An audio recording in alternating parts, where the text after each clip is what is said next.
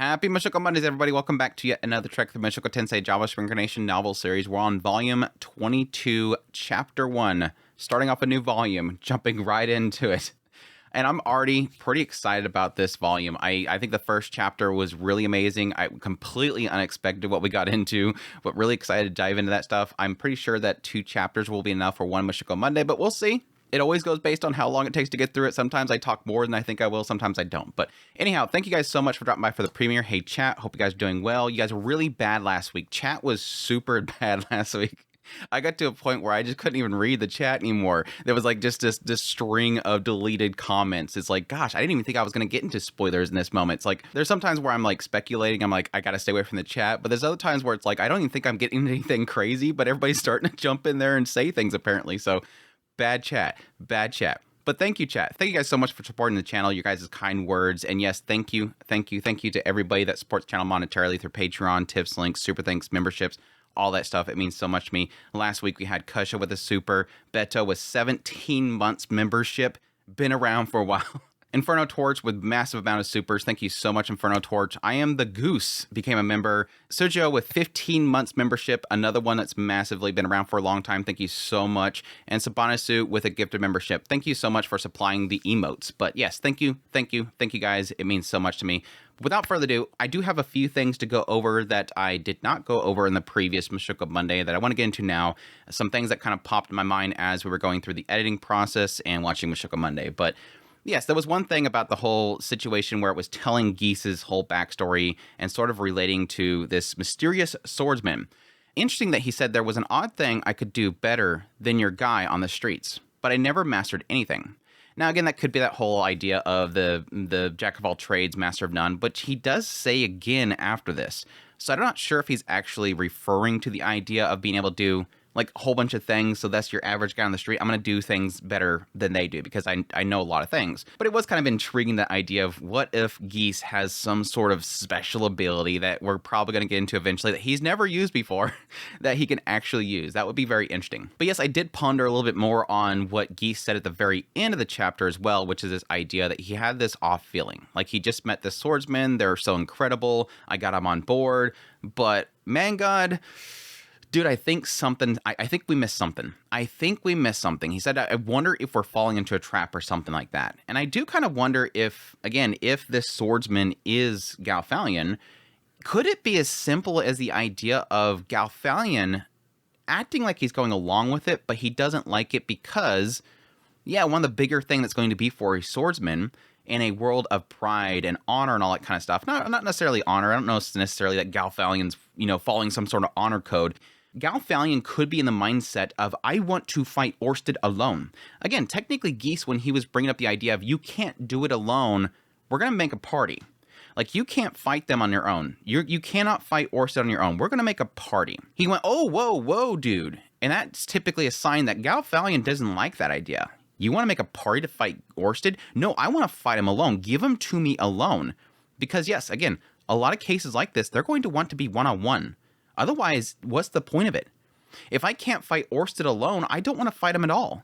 I don't want to join a big army to kill him and slaughter him without any effort. No, there's no glory in that. It's a glory thing. Yes, it's not really necessarily an honor thing. It's a glory thing. It's all about ego and all that kind of stuff. This is what I want to achieve by myself. So there could be an aspect here where Geese is picking up on, again, I made my predictions on the idea that maybe Galfalion isn't necessarily playing into it. He's faking, but he did say that he's not a good actor. That could be a lie too. It could be an aspect that Nina ends up picking up on it. Galfalion could have already been, tipped off by Rudeus. There's a lot of things that can actually be going on here. But the one thing that didn't jump my mind as I was doing my read through and my video and everything was the idea of, I wonder if it's just that Geese is realizing Galfalion's going to betray us, and it might not be that Galfalion cares about Rudeus and Orsted. It could just be simply, he's a third party. You have Rudeus and Orsted, you have Geese and the Man God, and then you have Galfalion here, who's being not recruited into one side against the other just for the sake of fighting Orsted, but rather he's like, sure, I'll go along with you, but I don't really care about you, and I'm going to double cross you because I want to get to him alone. I don't want these other guys getting involved. So that could be what kind of blows up in Geese's face that he's kind of sensing there. And yes, the last thing I want to make perfectly clear is, it's so funny. I read my reading of it. I make my comments. I go to edit my video, and I literally, as I'm listening to the video and doing my edit checks and everything like that, I'm like, I know people are going to misinterpret what I'm saying here. When I'm talking about Ghislaine, when that title came up about the monkey and the wolf, and I said that the only thing I could think of for wolf was Ghislaine, it was not me saying that Ghislaine is a wolf. What popped in my head and what I was saying there, and this is kind of the problem with doing these read-throughs and these recordings, is I'm not always going to fully like describe my thought process. I was thinking black wolves, the Fang of the Black Wolves. The only wolf I could think of at the time when I was reading this was Ghislaine. Yes, there's Talhand, but still, it's like that's the first thing that kind of popped in my head. So that's why I said Ghislaine when I thought of wolf is the Fang's the Black Wolf. Anyways, that's everything. Let's get into volume 22. Chapter 1, Coming Home and Making Reports. Like I said, this was a super surprise of a chapter. I really wasn't expecting. I figured it was like, okay, Rudeus comes home. He tells everybody what's going on. I made a joke with somebody that I almost feel like the next time we have a family meeting where Rudeus returns home, it should just open up with Norn saying, okay, brother, who's trying to kill us now? Just tell us who's trying to kill us now. Every time you have one of these family meetings and you come home, it's this, you know, I got to tell you, well, it wouldn't necessarily be Norn, but probably like more Sylphie. Sylphie is pretty much been through that so many times. But no, it was a super shocker because I was expecting family meeting, and shoot, we got into Lilia's head. That's a good, and yeah, at the same time, very emotional because after everything that happened with Zenith, now we're getting Lilia breaking down. So let's see if I don't cry.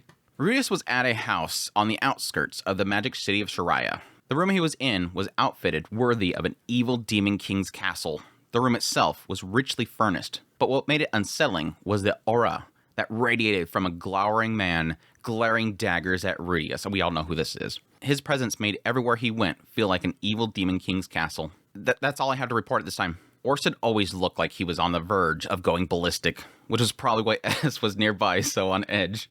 Actually, his expression at this moment wasn't his going ballistic face at all. Rudeus had gotten the hang of reading Orsted's expressions lately. Very cool, technically. His current expression was about 70% doubt and maybe 30% lack of interest. Not especially angry, so Edis could settle down. So, about this misstep, I promise I'll clean up the mess I made here. Oh, yes, obviously. You will be addressing that. The thing is... Something troubles you, sir? You tell me all that via the contact tablet. Why did you travel all the way here just to say it again? I'm obligated to make my reports. Also, it looks as if my plans will change from here on out, so I thought a meeting would be necessary. It's just so, like, one of those funny things about Rudeus is that he always feels like this necessity to make everything around Orsted like this big corporation, and he's got this mindset of, like, running a business and making sure it's totally business-like and it's got a structure of a business. I mean, even here in a minute, he gets into, like, this long conflict about how he's going to title Orsted, and it's like, for a guy that has never had a job in his previous life, it sure is kind of interesting. Again, that goes in that whole idea of him technically experiencing things that he never experienced in his previous life. Orsted sighed before he sat back down. I see. Well, what are you planning? I'll keep it brief. As I mentioned over the contact tablet, Geese told me that he's gathering forces so he can kill me in a head-on battle. I don't know if he's telling the truth or not, but I plan to counter him by gathering powerful allies of my own. Reese was hoping that talking in person would lead to some new developments or something. Also, checking in is important. Make sure both of them are on the same page. First, I want to claim the Death God in the King Dragon realm, then Atof.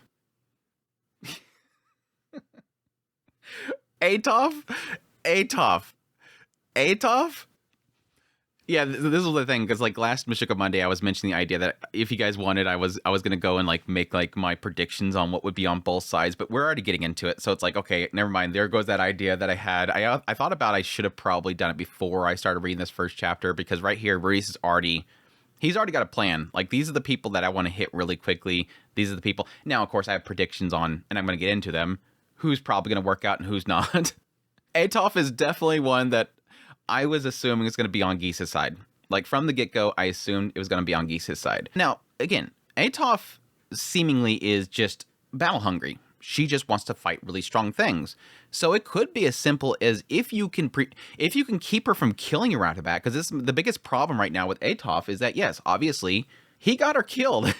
He was technically helping Petagoose, and she hates Petagoose. So, yeah, going up before Atof right now is literally, she's immediately going to go, your ally of Petagoose, and he killed me. I'm going to destroy you. It doesn't seem like this is going to be going on a good foot here. But yes, he could technically feed into Atof's desire for battle. I have a really big battle coming up. You want to fight some really strong people? I can get you it. Or, yes, feign that you're going to join her forces. Which, again, I don't necessarily think she's going to go, well, no, you're just going to join my forces. I'm not going to do something for you. So, yeah, Atof is I'm really curious to hear his mindset. Like, I'm really waiting to hear how he's planning on doing this. And the Death God, I've technically read up here in a minute, so I got a little bit of context around the Death God and what he decides for Rudeus at the end of chapter 2, or at least what he's telling Rudeus. But when I got to the Death God here, I was thinking, yes, I think that the Death God would be a positive for Rudeus, but at the same time, yeah, he would have to leave Benedict. And yeah, that's a massive question mark. Would he be able to leave Benedict? I don't think so. There's still a possibility that he could. I guess it's going to go in the route of he's not going to get Randolph to join him, but he can at least get a promise from Randolph that he won't go against him. But the problem that comes from there is even if he gets Randolph's word that no, I'm not going to join Geese. I'll stay allied to you. All it takes is for even Rudeus mentions it. All it takes is for Geese to, in his silver tongue, to manipulate him. All it takes is probably the man god talking to Randolph in his dreams and saying, if you don't join Geese, Rudeus is deceiving you. If you don't join Geese, little Pax is dead. Plain and simple. Some threat is coming for him. Rudeus wants to kill him. So we'll see. First, I want to claim the Death God in the Dragon King realm. Then Atof. Then after that, I'll go to the North God. Oh, do you know where the North God is? Yes, question mark. Okay, I'm going to go after the North God. By the way, where's he at? After Atof, Rudeus wanted to chat with the 7 great powers, starting with the strongest. Then why not Technique God? That was interesting. He says starting with the strongest, but he doesn't even mention the Technique God. What was our list again? Yeah, Technique God, Dragon God, Fighting God, Demon God, Death God, Sword God, North God. He's going straight down to the 5th, 6th, and 7th. Orsted had told Rudeus that the North God was easier to talk to than the Sword God. I can see that. I mean, Sword God wasn't too bad, but still, again, we don't necessarily have an idea who the North God is. So he's planning to mix up the order a little and prioritize the North God. I know not. Every North God's been a wanderer. The slightest alteration in the course of history could make him appear on the far side of the world. After this much has changed, I cannot say. What about normally? The second North God was on the Beggar Continent, while the third was in the warring region of the Central Continent, I believe. When I think North God, or at least the style of it, I could see the Beggar Continent. Now, the whole warring region, the conflict zone, I'm assuming they're meaning the conflict zone, because that's the warring region. That's an area that is in war all the time. That's interesting. That is very interesting. It better not be that dude from the Ghislaine chapter, because he wasn't that strong, but I don't know, maybe he got really powerful since then. Both locations were far away, and entire continents were hardly narrowed down. Understood. Next to the Sword God, I guess. So his plans were Death God, Atof, and then the Sword God. Too bad he didn't do the Sword God first. Too bad he didn't do the Sword God first. Honestly, Rudeus wanted to talk to a whole lot more people. The top great powers, in order, went Technique, Dragon, Fighting, and Demon. Apart from the Dragon God, they were all sealed away or missing, right? Speaking of, do you think the Technique God would ally with me? I remember he's saying that he was split off from the Demon God, which means he would be willing to help me fight the Man God, right? You have better uses of your time. Yeah, his memories is a bit muddled, right? Okay, so what if we, merge him back with the Demon God Laplace to return him to a true form? Ah, wait, I guess that would make Sir Pedagoose mad, right? Could you maybe, talk to him? Enough. I will not ally myself with him. What is this mindset? Yeah, do you think we can, take him and, merge him back and, make him back to normal? Crap, that might make Pedagoose... What is his mindset here? No, if you got Laplace back, Orsted wants him dead. He needs Laplace dead. Rudeus realized what he was saying. Orsted saw Laplace and Pedagoose as cut from the same cloth. I mean, yes, when I first read this, I was a little confused. Technically in the idea of, and I'm glad he finally gets into it because I had a theory on that whole idea, and he's finally kind of confirming it with what the 5 generals, what's going on with them. The same probably went for all the 5 dragon generals. But don't you think if Pedagoose knew something about Laplace, he'd speak up? If he becomes an enemy, I will end him. Understood. Rudeus could guess why he was being obstinate. Pedagoose was unaffected by Orsted's curse. I don't think they've ever confirmed that, but that's cool. Yet Orsted made no effort to get close to him. And now the stubborn refusal. But they didn't have a lot of options here. Still, for some reason, Rudeus hesitated to ask. He couldn't get the question out, as it didn't seem like the right time. If Rudeus asked him if the secret treasures that led to the Man God was the lives of the 5 dragon generals, he felt that he might end up with Pedagoose or Orsted as an enemy. Finally, right there, that was my prediction there, and that's probably why Orsted doesn't get close to Pedagoose. Rudeus owed both of them a lot, and didn't want to end up in the middle of their spat. I don't think he'd care. Like, if you bring that up with Orsted, I don't think he cares. Like, as long as you don't, like, say that you're going to side with Pedagoose, because then at that point, he's going to say, well, then you're going to end up my enemy. Right now, the smart move was to pretend that he was still in the dark. Rudeus decided to change the subject. He'd follow Orsted. If he rejected the plan, he wouldn't push it. Let's go on to the next thing. Proceed. While I was pursuing various avenues in Millis, I got the impression that your authority, or whatever you want to call it, was a bit lacking. That is because I have none. Rudeus wanted to tell him he did. It's like, no, boss, you have tons. Well, this is actually a good point here. But thinking about it, the 7 great powers were essentially athletes who won Olympic medals. Maybe they didn't have any formal authority. On the other hand, the 7 great powers were big names in this world. Though ordinarily society tended to forget about them, the people with enough status at least knew them by reputation. The 7 great powers included the best of the best swordsmen. The North God and the Sword God. Their disciples were employed as martial instructors and guards all over the world. They were strong and valuable allies to make to any political power. Orsted's position as number 2 seemed like a big deal, and Rudeus was keen to put a use to that. Yeah, that was kind of the thing that I was kind of... It's one of those things that you never really think about until it's finally kind of spelled out, and you're like, oh, well, that makes sense. I mean, like when Nanahoshi was traveling around with Orsted, it was that idea that she was literally using his name, and everybody was like, oh yeah, sure, let's help you out with that. Like, his name moved people. People got into action, and that's all she needed. It was just literally like it was name dropping. It's just like, Rudeus all the time dropping Ariel's name. She's a person of power. Now, again, Ariel has a political power, so it's different, because what she's able to do for a lot of these merchants and whatnot is that's them getting a leg into massive business opportunities, getting good with a queen of the biggest nation. It's obviously a good thing to have. Orsted's a question mark, because what is Orsted going to do for them? She's dropping this name and everybody's doing things for her, for Nanahoshi, but what is Orsted going to do for them? There is probably an aspect of fear there. They're afraid of angering somebody who is literally the second most powerful person in the world, which, yes, compared to your typical person walking the street, like, you can take an entire nation of people and send them against this guy and he can nuke them all in one shot. Is it a fear or is it a benefit? I could see, yes, a lot of political leaders seeing as a benefit to literally be able to say, yeah, we have Orsted backing us. He's one of the second of the 7 great powers. That's strength. Any nation that is planning on going to war or wants to defend themselves would clamor at the idea of saying, we got Orsted backing us. While Orsted was a virtual nobody, Pedagoose was a household name. It should be easy to impress people if Rudeus was in the same class as him, even if a little. Well, about that, I have a proposition. What is it? I've settled into introducing myself as a right arm of the Dragon God, but it's still a bit, how should I put this? It doesn't rattle people. Like, not many people are awed by the Dragon God, Or it doesn't feel that way anyways. So I wondered if, for clarity's sake, I can call myself the Dragon King. We could do Quag Dragon King or something. Whatever feels good. No, I forbid you from using the title Dragon King. Orsted was glaring at Rudeus, like, really glaring. Rudeus could read his face, even when it wore an expression that he'd never seen before. It had Rudeus trembling. That picture's so dorky. Rudeus looks so dorky in that picture. Rudeus is like all trembling, and Edis is like, I'd win.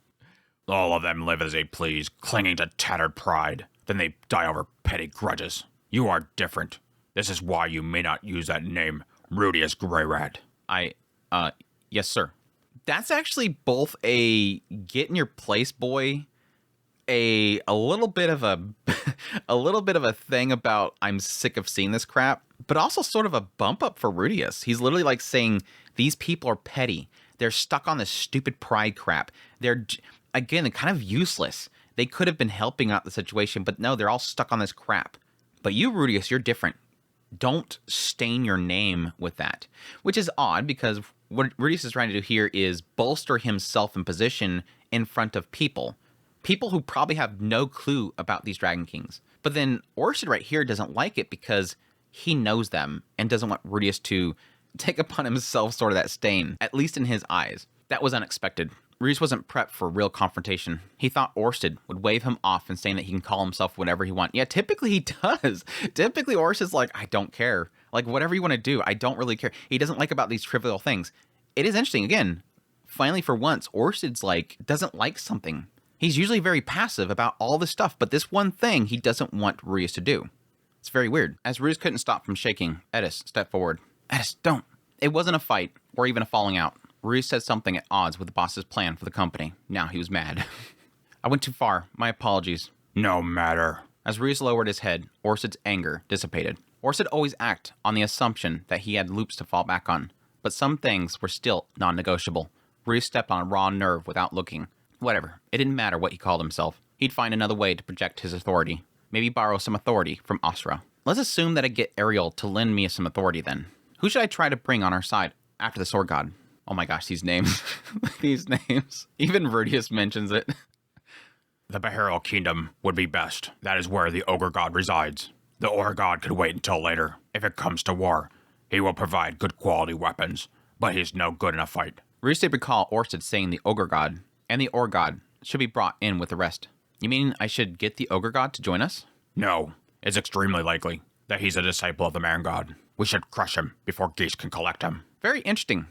Very interesting. Because I think they mentioned before that their tribe didn't get involved in the last war. So it's interesting that they'll actually join the Man God. The Ogre God was likely to turn against Laplace, and Laplace was the Man God's enemy, meaning the Ogre God was easy to turn to a disciple. Therefore, best to crush first. They could build their own pieces, while also taking out Geese's, taking out the opponents before they could assemble. Is there anyone else likely to turn against us? No, not as significant as the Ogre God. Again, because they kind of implied that tribe was like working on becoming fighters and whatnot. Or at least Bodygotti was training them and whatnot. There is the Abyssal King, Vita, who lives in Hell, the labyrinth on the Divine Continent. We're finally bringing up Divine Continent stuff. And the vile Demon King, Quabla. Oh my gosh. Quabla Cobble. Quabla Quabla. I hope I'm probably butchering that. Quabla Quabla of the Demon Continent. Quabla Quabla. It would be prudent to remove those two. Moving against them first would cause problems, however, so they can be left until last. I'm curious why he's saying moving on them would cause problems first. I'm assuming because they may be doing something of benefit to Orsted now, but later on they will eventually probably turn. So let them be for now. Don't get caught up in some sort of conflict because of them. And again, and them being Demon Kings, it's most likely they actually head things. So becoming, taking them out will essentially make you enemies of their nation they're actually in or their cities or whatever. But yeah, I would definitely see, especially Demon Kings, who probably allied with Laplace before, being something that's going to be not something to get involved with. But I'm curious the Abyssal King. Because again, that's Divine Continent stuff, which we're completely not have really touched much at all. Rudeus wondered if he'd had to fight them, just for the crime of being likely turned by the Man God. They hadn't done anything yet. They weren't disciples. Would Orsted mind if he made them allies first? Rudeus wasn't totally opposed to fighting them, if it looked like things wouldn't work out. When it came to it, Rudeus wasn't keen on murdering people before they got involved in any of this. Yeah, it's a bummer right there. I mean, Rudeus has mentioned before, like the idea that typically a lot of these cases where they have to take somebody out, it's usually Orsted. But even still, it's like that's a really crappy position to be in. It's just basically like Laplace with the idea of killing them when they're still a baby or whatever. All right, so the plan is I either make allies of them or neutralize them. Indeed. On the next topic, about my plans of visiting the King Dragon Realm. Now that's interesting because he brings up right here, okay, so I can either make them allies or take them out. And Orsted agrees with it. Very interesting. I would assume that when I read this line the first time, I immediately thought that Orsted was going to push back. No, they're going to turn on us.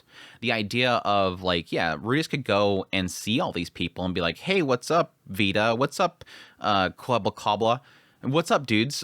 Be my friends. Join Orsted. And they're like, I mean, sure, whatever. But I would figure that Orsted wouldn't like that because if they become disciples before in previous loops, it's more likely that the Man God has something to grab onto them for, has some way to manipulate them. But keeping in mind that, again, we've already established this idea that whenever Orsted or now Rudeus gets involved with people, it breaks them as a disciple for him. It completely veers off from what he wants them to do. So yes, if he gets involved with Vita, if he gets involved with them, I'm not wanting to say the name. If he gets involved with them, it's a possibility the Man God can't manipulate them as well, or it's a little bit more difficult. But again, it always comes down to what the Man God has to use them for, how to make them a disciple. It could be something like mentioned before, the swordsman, offering them their dream, offering them that thing they desire so much. Rudeus got scraps of information from the royal family and nobles of the King Dragon realm. He never expected the Dragon King thing to get under Orsted's skin. Next time, he'd be more careful. That is an interesting thing that Rudeus does that. Like, he does something that, for once, again, Orsted pushed back on. And he doesn't like the idea of a confrontation. And so it sticks in his head. Like, crap, even when he leaves the room, it's like, gosh, I made him mad. He gets stuck on it. I've done that before. Like, you get some sort of confrontation. It's like you can't stop thinking about it. Like, it just sticks in your mind. You're like, you want to say, shrug. I had it happen here recently this last week. It's like, whatever. But you keep thinking about it. Like, no, I'm supposed to just move on. Phew. Welcome back, Chairman Rudeus. Stepping out of the boss's room, Rudeus was greeted by the receptionist. She was a half-elf, half-human girl. She'd inherited the long lifespan of an elf, but she was still very young. She'd been hired as Orsted's secretary. After a series of rigorous selection processes, she spent all day sitting here, never seeing Orsted because he was always shut up in the back. She acted on his orders, in written communication, while also working admin duties. Her name was... Oh yes, thank you. You don't look well. Is something the matter? Well, not really. Sir Orsted wasn't too happy with me.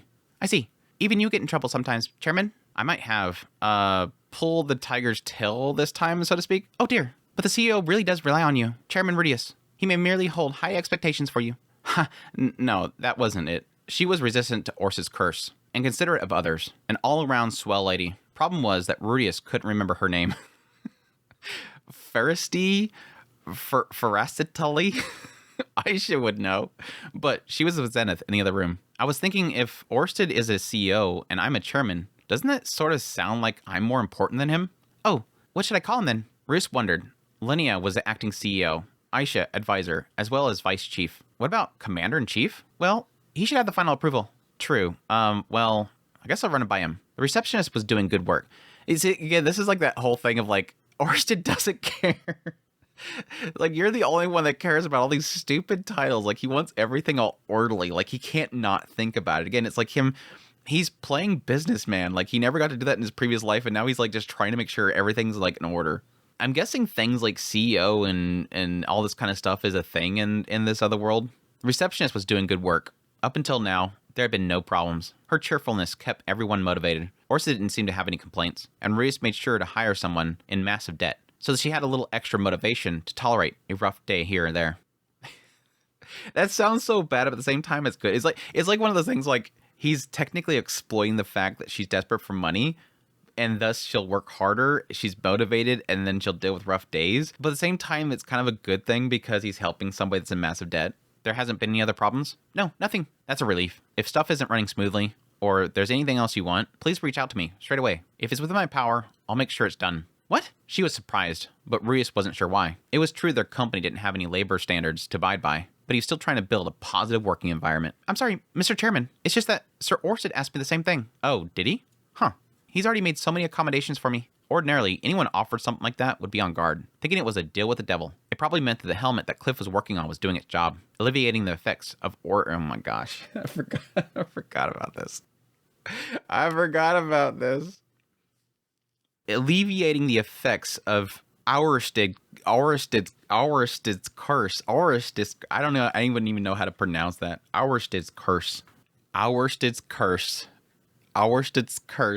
That's worse than all that crap around like Cliff Grimoire and stuff like that. Grimoire.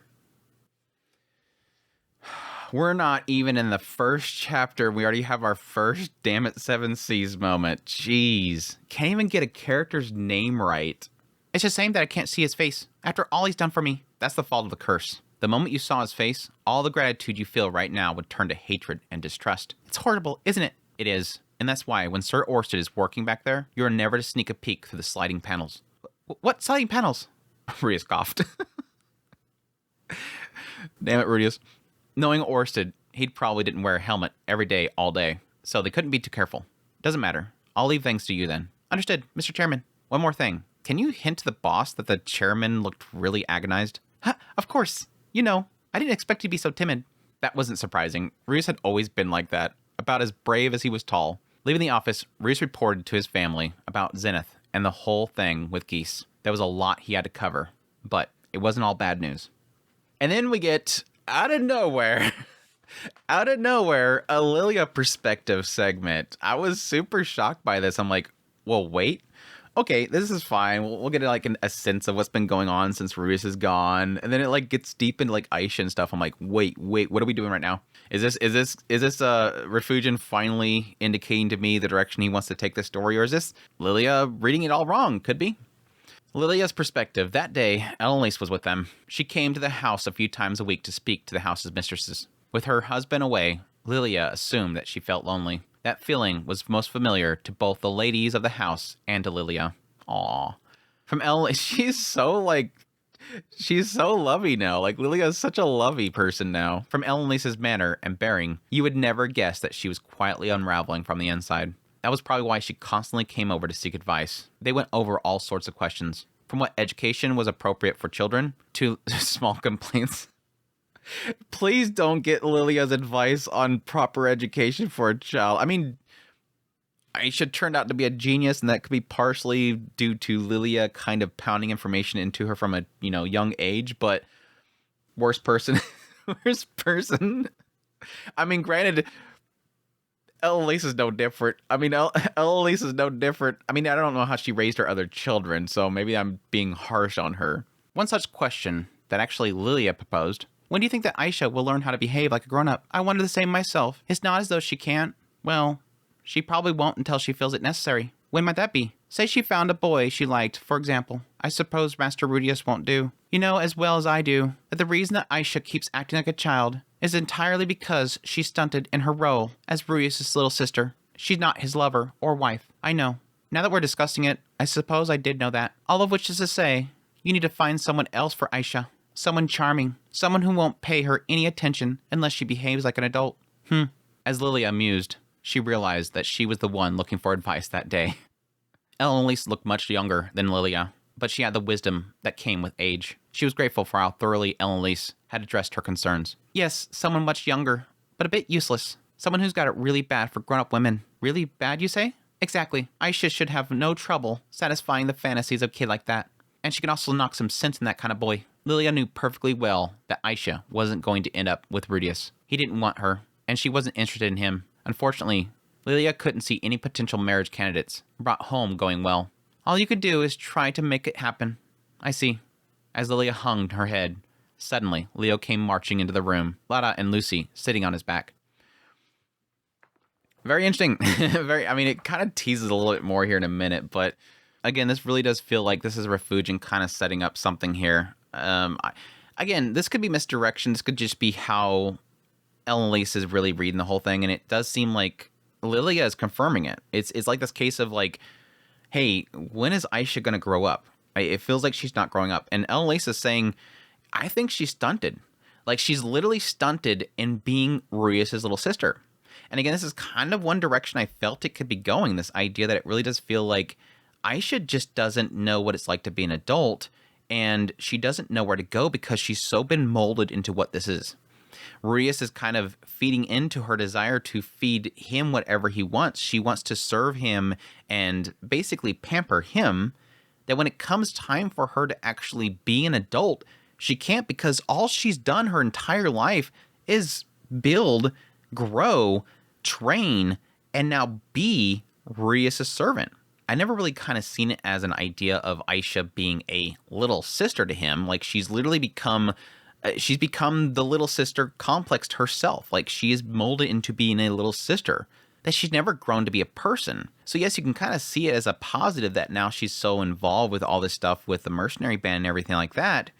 But the problem still remains, why is she doing that stuff? She could eventually mold out and realize she enjoys things about it, or meet people and communicate to people that'll eventually lead to her having other purposes in her life. But while she's doing all that, all she's thinking about is something to benefit Rudeus. I'm doing this for Rudeus. And she's even being critical of people who step out of line and don't do things properly. Why?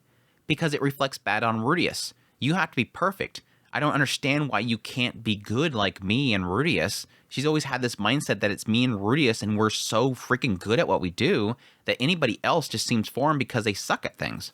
Again, it's feeding into my mindset here of how Aisha has been so broken her entire life, being molded to serving Rudeus, being that one that Lilia was to Paul.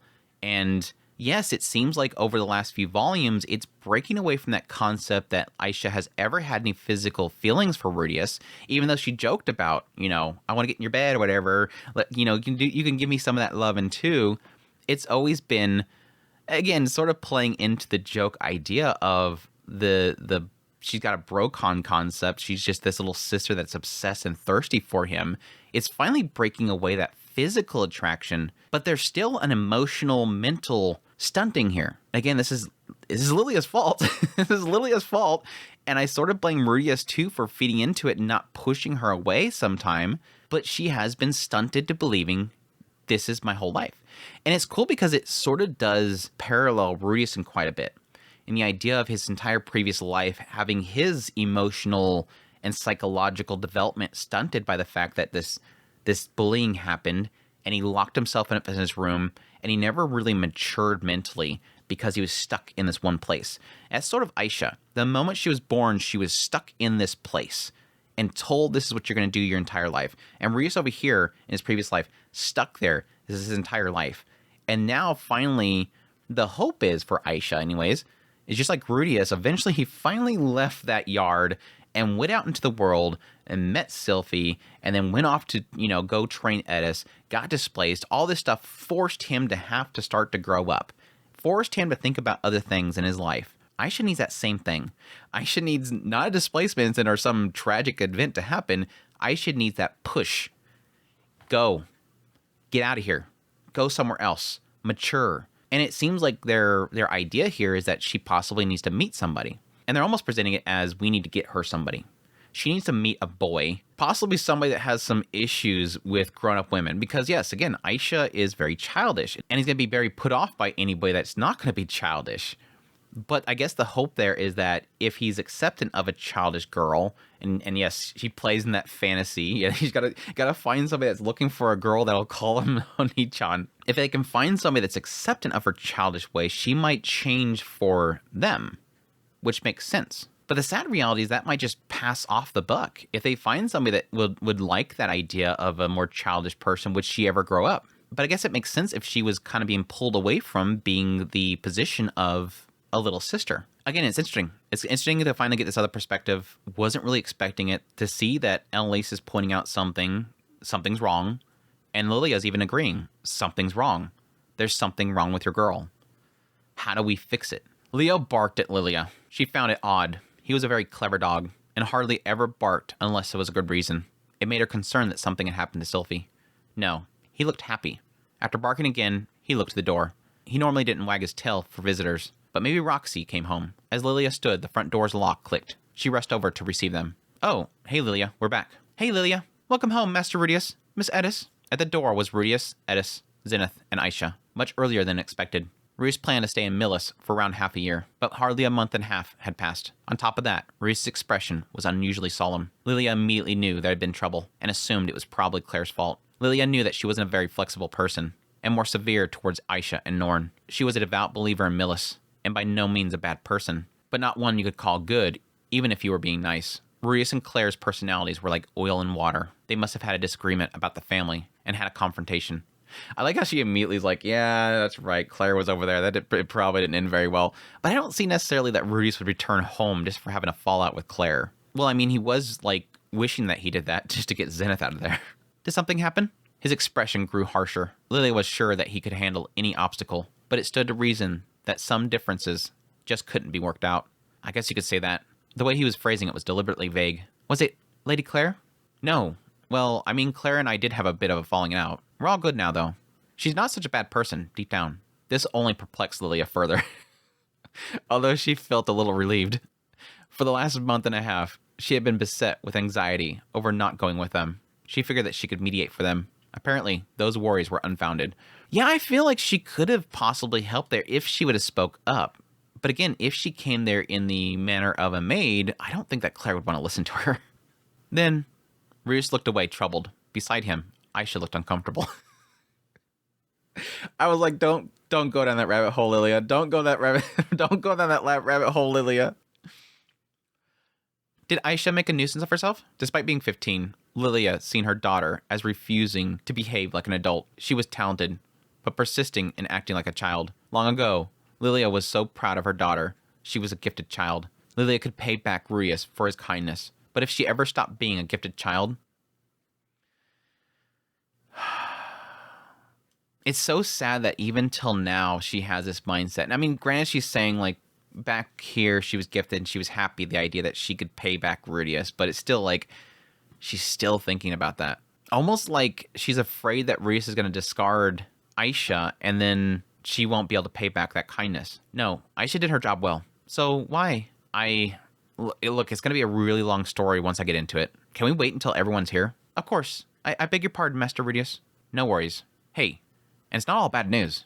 I got one piece of great news. I need to unpack. So watch Mom for me, okay? Rudeus laughed weakly as he hurried off to his room. A worried-looking Edis went after him. Zenith stayed where she was, Aisha next to her, sulking. However, somehow, Lilia sensed that Zenith was in good spirits. Did you behave yourself, Aisha? I did sort of screw up. So she wasn't sulking, but rather depressed. That wasn't like her. Ever since she was a child, Aisha hardly made mistakes. And on a rare occasion that she did, she rarely owned up to them. Yet now, she was admitting one without hesitation. She might have matured a little more than Lilia had thought. That is a good point. It's kind of one of those things where it's like, yeah, technically if you point that out, this is kind of a rare situation here where she messed up, and Lilia's pointing out that she's messed up before. It's not as if Aisha's perfect. I mean, we make the joke, the idea that no, Aisha's perfect. She never makes mistakes. And if she does make mistakes, it's not her making a mistake. It's just that the world's rules were incorrect. It's not that she stepped out of line. It's that was the intended line the world should have been. Anyways, it is technically a sign of maturity that she is messed up by this. Because again, she's always avoided it. She's never admitted it. And why is that? I think it's a twofold thing. One is there was a massive amount of expectations here for her to take care of Zenith. And she messed up. Not only was that a mess up, but it also put Zenith, the mother of Rudeus, in danger. Zenith was in danger because she messed up. It's not fully her to blame, but she did mess up. That was her duty to watch Zenith. She left Zenith behind. She should have stayed there with Zenith. And she feels now that she massively screwed up. And the question mark really is it because Zenith is the mother of Rudeus, the grandmother of the household, thus letting down Rudeus? Or is it because she messed up on something that Lilia, her mother, wanted her to do? She put that responsibility upon Aisha, and she messed up. I don't think it's Lilia, because again, she's messed up before, and the assumption is that sometimes it's for Lilia's purpose, and she never owned up to it. I think it's because it's specifically Zenith. And I think that encounter and that mess up, which caused a massive ordeal, that as well, caused a massive ordeal that put Rudeus' life in danger, it's definitely like it's pushed a maturity into her. This is something that's going to change Aisha a lot. Was it something very bad? No, Rudeus fixed it right away. Lilia fell silent, wondering what it could have been. With that look on Rudeus' face, he said he'd talk about it later, so she would wait. Lilia realized Zenith was looking at her. She reached out, looking extremely sunny. Lilia took her hand and led her to the room. Later that evening, the whole family gathered. Everyone was there on Rudeus' orders. Elise also stayed for the meeting. It was normal for everyone to gather when Rudeus returned home, but rare for him to propose it formally. Rudeus was still wearing that expression. It must be important. Let's get things underway. First, I successfully met my objectives in Millis. Cliff worked his way into the church too, so there's no need to worry about him. Rudeus ran through the things about the Millis church, mercenary band, and blessed child. Elise looked relieved upon hearing about Cliff, but sadly, Rudeus' tale didn't end there. Geese is a disciple of the man god. Lilia recalled Geese being a demon thief from Paul's old party. He was behind all the trouble Rudeus encountered, and in the end, made a declaration of war before fleeing. Lilia had known Geese for many years in the Beggar continent. Even then, he was always concerned for the welfare of Paul and Zenith. Lilia had remembered how conscientious he had been about gathering intel to braid the labyrinth. Geese had worked tirelessly to save Roxy and Zenith. While Paul sank into depression, Geese ran around recruiting powerful warriors, selling his own maps for next to nothing. The whole time he had been helping Paul, he never let on that he had another agenda. The Geese in Lilia's mind just didn't square up with the Geese Rudeus described. A traitor working to try to bring Rudeus, Roxy, and the others down. Again, this is all from Lilia's perspective. And I like how she sort of kind of just equates the idea that this is a traitor that worked against Rudeus, Roxy, and the others. It is almost as if she's connecting Geese to the man god and not really seeing that connection there. Well, Geese helped out trying to save Roxy and was helping out Paul and Zenith. There's no way that he would connect to this guy that Rudeus has already mentioned before is trying to kill, Roxy and did all these bad things to Rudeus and Zenith and Paul. But I do like the idea that this is sort of bringing up the conflict here. From Lilia's perspective, I traveled with them for a while. I was working with Paul and Geese and Roxy and all them to try to save Zenith. He was working tirelessly to help them. Yeah, it brings up the major question mark here. Obviously, yes, Geese got some information from the man god about this labyrinth. It was mentioned before. He fed him information on where to find Zenith, and probably a lot of the information on how to go into the labyrinth was information given to Geese from the man god. But yes, it does make you kind of wonder, all this work that Geese was doing, running around, making maps, selling them for super cheap, recruiting warriors, all that stuff, was that on the direction of the man god? Or did he legitimately look like he was trying really hard to help them? Again, like I mentioned in the previous Mushoku Monday, in that last chapter of 21, it felt like Geese was putting Paul above the man god. I would never betray Paul and do that. Backstabbing Rudeus would be like betraying Paul. But if the man god wants you to do it, why wouldn't you do it? Because that would be betraying Paul. It almost words it as if Geese would put Paul above the man god. So there's a side of me that almost wonders if it's sort of two in the same here. That Geese put Paul above everything else and above the man god, but the man god used that to his advantage. Oh, you want to help out Paul? I'll help you out. Let me help you out. This is what you need to do, and you'll be able to help Paul. Great. I really want to help Paul. And I would still feel in that moment, he would still feel like the man god will eventually do something, which is really tragic if you think about it. It's odd that it was never sort of pointed out in Geese's chapter or his perspectives of wondering. Towards the end there, one thing that Geese was putting very well into words, this idea of don't want things. Stop wanting things.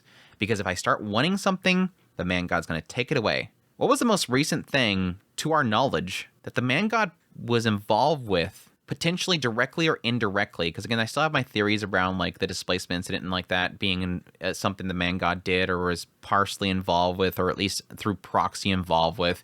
Either way, could there be a strong chance here that the man god had something to do with the leading up to Paul dying? Maybe not, just because Geese doesn't specifically say, I really liked Paul, and the man god took him from me. Either way, in the end, this segment, I do think this is pointing out the idea of Lilia seeing that conflict and how much Geese was working to help them just for him to be a traitor. That doesn't make any sense. But I think some of this was Geese legitimately wanting to help Paul, because it does seem like Geese really liked Paul. Roxy spoke up. Ever since your request to post wanted notices came, I've been wondering, you're sure there hasn't been some sort of mistake? Lilia knew that Roxy, as an experienced labyrinth explorer herself, regarded Geese highly. According to Roxy, there was no one more reliable in any field except combat. If only I could say it was. Rudeus gave a sad smile before pulling a letter from his pocket and handing it to Roxy. Her usual sleepy expression darkened. She nodded, accepting it all at once. Roxy then passed the letter to Lilia. Upon seeing it, she understood. The letter had a light-hearted and friendly tone despite its contents. Lilia immediately knew it was Geese. It wasn't that he hated Rudeus or Roxy, or that he'd been plotting from the start. Geese and Rudeus just happened to be opposed. But it wasn't the sort of enmity that came from a grudge. Annalise then spoke up, making the occasional gesture like this, telling you out of a sense of fairness when he usually never bothers. This is very much like Geese, in a way. Annalise then gave off a sigh. Thinking back, Lilia remembered this kind of thing happening frequently in the inner palace of Asra. The fierce power struggles of that country had turned scores of people against each other, when normally they would have no personal enmity against each other. Once turned, custom dictated, they meet their new enemy in a fair fight. This letter modeled that mentality. Very interesting to kind of connect that. I guess it's sort of kind of showing that is kind of something that people will do, but sort of implies maybe some sort of mindset that Geese would have. I know Geese did a lot for all of you, so I'm sorry to have to say this, but it looks like I'll have to fight him and kill him. Lilia knew those words pained Rudeus to say. It might not have been obvious, but Lilia felt Rudeus thought highly of Geese. Edis described them as good friends and mentioned them calling each other boss and newbie. The way Geese talked about Rudeus' achievements, as though they were his own, made Lilia think he truly loved Rudeus. This made Lilia believe this is all probably the hardest for him. I don't think I ever really talked about this whole situation. I think I kind of mentioned it a bit during the whole Geese bar scene where he was talking to the man god and first was told to go take out Rudeus or whatever. I never really kind of thought about it, and I think it's really just because of how kind of question mark all this is. And I think Geese's perspective did sort of put my mind at ease. Not really at ease. I mean, it sucks. The whole situation does suck. But it put my mind at ease in the idea of not really feeling too bad about having to fight against Geese. Because I felt like Geese's perspective gave me a sense of how disconnected he is from people. He really does feel mentally disconnected from people. I didn't get a sense from that entire chapter, that entire perspective of him feeling bad. None of this seems like he feels bad about this. It really just feels like that's what the man God wants. I'm going to do it. I don't connect to things anymore. Don't connect, don't make bonds. I just want to exist. Yeah, hoping one day that I become a big shot. But I'm never probably going to. I'm useless. Whatever the man God wants, if he wants me to do this, I'm going to do it. Never. I really liked that kid. Man, he was cool. Had so much fun with him. I really liked my time with him. Yeah, there's a little bit of reminiscing happening in that letter that he gave Rudeus. It almost feels like, again, he really does talk to Rudeus like a pal. But Geese has his silver tongue. He knows how to communicate to people. That's what he's lived off of. So it does kind of make me not feel so bad about Rudeus going against Geese, but there's the other side of it that I never really kind of considered. How much of this hurts Rudeus? I thought we were cool. I had so much fun in the prison. He's a cool guy. Loved hanging out with him. He gave me his flea-infested vest that I hung on to for a long time. Lilia makes a good point here about Edis talking about them together. Yeah, Edis remembers back when they were in the Beast Folk village and how they were just buddies. They liked each other. They were buddies. So yeah, this got to hurt for Rudeus. Oh, Rudy. Sylphie didn't seem to know what to say. By contrast, Roxy's face was hard. Geese. Our Geese. While Lilia knew that Roxy partied with Geese and relied on him, she accepted this revelation quickly. Still, Lilia got the feeling that Roxy was being determined to be a rock of certainty for Rudeus' sake. Anyways, it looks like I'll be away for a long time. You have Leo here to protect you, but there's no telling what Geese might do. I want you all to be careful and stay out of harm's way, okay? There's an interesting trust here, because it gets in a little bit more here in a minute. This statement seems very strong. Rudeus kind of trusting them, that he can't always be there. That's obviously the thing. I can't always be there to guard them and protect them. I think he's done this so many times, he's kind of used to it by now, that, it always kind of works out. Guys, stay out of harm's way. Lily wasn't going to allow anyone here to become a liability to Rudeus. She would work together with the rest of the family to ensure the household was kept safe. That would allow Rudeus to work without worrying about their safety. He was always fretting, always looking back at them over his shoulder. He couldn't see how committed they were. It was a good quality to be sure, but when he failed to rely on his family, it made him feel remote. Though, Lilia supposed, from the perspective of someone like Rudeus, they must seem terribly fragile. Very interesting. From somebody as strong and so capable as Rudeus, we all must seem like really fragile. I don't think that's true. I guess, yes, it can be seen that. Rudeus, from his perspective, whenever he leaves the house, whenever there's something going on, whenever some new conflict comes up, he's always thinking about, I'm afraid for them. I'm afraid they're going to get hurt. They're in danger. Something's going to come get them. That is technically him saying that they are fragile. But I don't think that's necessarily the case. It's not seeing them as fragile, but more seeing the threat that will come to something that he loves. He cherishes this and sees how dangerous the threat is, and no matter how strong and durable that is, it's still in threat, and he doesn't want to lose it. As simply as that. But it's interesting the way that it's worded here. When he fails to rely on his family, it made him feel remote. I can see that because he's always shouldering everything. That was like the whole situation with Orsted and stuff. He's shouldering everything. The lead up with everything with Ariel. He just couldn't tell Sylphie what's going on with Luke and everything. It's like, open your damn mouth. They might be able to help you. Or at least get it off your chest. They need to know they're in danger. Let them know what's going on. This is a good step right here, by the way. The fact that this whole thing is happening with Geese, and he's being immediately clear on everything that's happening. He's learned some things back in the past. He used to keep all this crap to himself, and it was really a lot to do with the Orsted, the curse, thinking he's crazy talking about some man god. He's learned a lot. He's relying on them a lot more than he used to. And he's entrusting them a lot more than he used to. Roxy then spoke up. I'll make sure of it. Rudy, if Geese is moving against you, this isn't plain old work for me anymore. Whatever you need, tell me. Sylphie followed up. The same goes for me. I can't do anything right now, but I'm here for you, Rudy. Then Edis. Yeah, no question. Then Aisha. You got it. Then Norn. I understand the situation. Finally, Lilia. I cannot be of much aid, but I will ensure that I do not become a hindrance to you. If not for her injury to her knee, Lilia perhaps could have spoken more confidently. The answer she gave was as much as her strength would allow. Thank you. As I said, I likely won't be home for a while. I think for now, though, we can call this family meeting to a close. Aisha then spoke up. Wait, big brother, you need to tell them about Zenith. No, I don't want to go this part. We're going to skip this part. We're just going to skip right past this part. Next part, look, I think it's the part where Rudeus goes to see Zenobia. Hearing them mention Zenith, Lilia's body stiffened. She remembered then that the mistake that Aisha hadn't wanted to talk about was yet to come up. This caused her to grow more nervous, but Rudeus was smiling. Nope, this isn't bad news, girl. So actually, I found out all about the curse on Mom. Why did he word it curse? Why did he call it a curse? I would assume that he would call it a blessing. Even the blessed child said that she had a blessing, right? I think she was a blessed child. Why is he calling it a curse? And again, to Rudeus, they're the same thing. But just saying she has a curse is a lot more hard for people in the room to pick up on than saying she's blessed. Anyways, she has a curse on her that allows her to read minds. Not that she can see everything, but it looks like she understands all of us really well. Rudeus relayed all the blessed child had told him, and then described how Zenith saw the world around her. Tears ran down Lilia's cheeks as a great wave of memories washed over her. There had been plenty of signs, now that she knew to look for them. Zenith had always been one step ahead on tending the garden, and when Lucy was still small, Zenith seemed to know when she would cry before it happened. There was also something Lilia struggled to describe. But Zenith knew about Paul. They all assumed that she didn't realize he died. They thought that if her memories ever returned, she would have been distraught, but she knew everything. Not only that, but she had also accepted it and started moving on.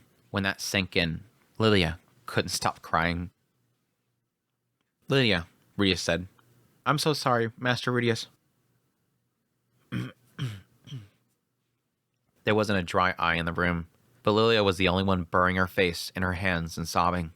Lilia had done nothing but cried recently. When she was young, she hardly ever shed tears.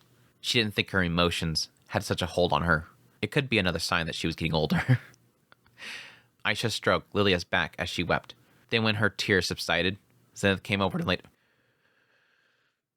I'm gonna knock something off the wall. Zenith came over and laid a hand on her head, which set the sobs in motion once more. I didn't hurt as bad as when I read this first time. I got all cry. I got bad crying when I read this the first time. I mean, yes, you could probably say it's because Lilia's getting older. She's getting to that age where her emotions are a little hard to control. But I just think that she's just... it almost makes me feel like she's just making up for lost time. It's like she's been keeping those emotions so bottled her entire life. It feels like out of nowhere. Now she's like just, again, making up for lost time. She's opening up more, really, is what it is. She's stopping acting like this maid. I mean, to be honest, she started out as a broken person. And then over time, she became this maid and kind of locked up her emotions with everything that happened with Paul and Zenith. And then raising Aisha and everything. And now it just feels like suddenly, with everything that happened with Paul and Zenith on the Beggar Continent, she kept those emotions locked away again. But then it's slowly over time, she's breaking. Now, and that's it for Lilia's perspective. It's like, I actually like that Refugian does this when it comes to kind of showing a scene. Just do it from another character's perspective. That's why we can get a little bit more insight into their character while things are going on that Rudeus is kind of reporting or whatever. After reporting everything, everyone gave their usual encouraging responses. Words that made Rudeus feel like he could rely on them. He knew Lilia and Roxy, in particular, had complicated feelings about Geese. I would think that the biggest problem here is Elise, but I guess Elise is kind of seemingly expecting it. It's like, why are we always like questioning Rudeus and Lilia and Roxy? It's like, what about Elise? I figured Elise of all of them would probably be super like conflicted about this. But I think there's a side of Elise that she probably seen it coming. She knew Geese more than anybody in that room. And she probably is like, you know what? This is like him. I mean, she said like this letter, it's totally him. But both Lilia and Roxy agreed to the necessity of taking him down without any complaints. Next up was Zenobia. Rudeus planned on paying a visit to the King Dragon realm. so he'd have to run it past Zenobia before departing. He'd have his own thoughts on the matter, no doubt. Edis, Sylphie, and Roxy all came along to the Zenobia store. The main item of the agenda was making a checklist for powering up the magic armor. Upon arriving and hearing Zenobia's ideas, Rudeus agreed. It was time to assume development of version 3. Beyond that, they needed a secret weapon. Geese already saw the magic armor, so he'd figured out countermeasures. Again, Geese should already know about that. I'm only too happy to help. As am I, Roxy cut in. This was kind of a shocker. I really like this. My knowledge on magic circles has grown substantially over the past few years. I believe I could be of some assistance. Rudeus was grateful, but wasn't sure that was a good idea. The magic armor had grown so complex. All he could do is assemble it and power it on. Are you sure? It's not the kind of thing that you can go into lightly. Roxy pouted. Rudy, dear, you do know who you're talking to, right? Forgive me. She's totally playing into it. I actually love that she's playing into it. This is actually really cool. All the way up until now, every experience that we have with Roxy is that she always doesn't like how Rudeus talks her up. He always putting on her pedestal. This is the goddess, Roxy. And she always kind of goes, please don't do that. Please don't think highly of me. Please don't put me on that pedestal. I am not as amazing as you make me out to be. She's now literally using it against him. Okay, well, if he keeps doing this and talking me up and now he's firing back at me, you know who I am. Forgive me, my goddess. Oh, that's so great. I love it. I love it. He had gone a bit crazy for a second. He ought to know that there was nothing Roxy couldn't do. He didn't know what he was thinking. He was a buffoon, a total lost cause. He should die. Damn straight. Do not look down upon Roxy, Rudeus. We got to kick him out of the Roxy religion. Rudeus is out. Sorry. I did all that study for you, Rudy. I went all over Zenobia and Cliff's research notes so I could help with maintenance and upgrades. So cool. So freaking cool. Roxy. It made sense. Back in Chiron, she could draw Fire Saint tier magic circles. It's a possibility that she didn't know how to before. She may have learned that as she researched the magic circles after returning to the university. Again, really, really cool. I guess that does make sense. I mean, the assumption there when she was like, well, she knows how to do magic circles. Maybe she just already knew. I mean, she's going to the university. She probably already knew it from that point. No, this is specifically saying she probably learned it, if she didn't know before, from doing that. Again, the old dumb argument that these characters have no agency and do other things. She's been researching. And it's not a bad thing that she's doing that for the sake of Rudeus. She loves him. I do find it actually kind of cool because I will admit that Roxy of the three wives so far has felt like she had her place. I mean, she was technically supporting the family. I mean, yes, Rudeus is making money from Orson and everything like that and the mercenary band, but she was doing like her own thing. This is her dream, is to work at the university. But that doesn't mean that she's completely disconnected from the family. And again, we've already established this point. Sylphie wants to be the stay-at-home mom. Edis wants to be Rudeus's, blade and shield. And then over here we have Roxy, and this is what she wants to do. That magic armor is insanely powerful. The best way that it can support Rudeus, both shield him and basically be his blade, is by making that magic armor way more powerful.